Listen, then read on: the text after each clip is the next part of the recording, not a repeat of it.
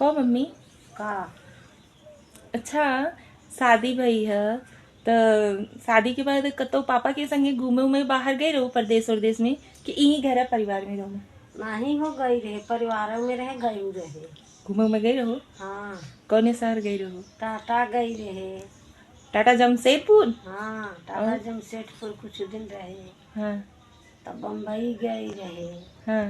बम्बई से आए तो उड़ीसा गई रहे। मतलब हर जगह घूम रहे हो? हाँ एक बात पूछी ले तब हाँ, कहीं ना बताओ।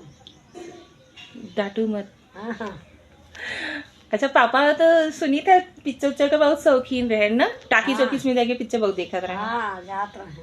तो तुम को बहुत देखावे लिया गया रहे कि खाली अकेले घूमत रहे? इकुल का पूछ एमन लजाई वाली कौन बात हो मम्मी? देखा हम लोग जैसे जाई थे घूमी थे टहरी थे सकते हो, अब अपन हस्बैंड है तो घूमे तो जावे करे ना मन नहीं।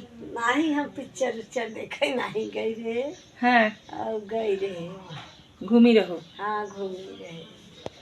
अच्छा बहुत लजात थी ना मम्मी। हमरे सबर में मतलब अब पहले से ज्यादा इलाज खत्म हो चुका बा, आवे वाली पीढ़ी में तो औरों खत्म हो जाए तब वही ना।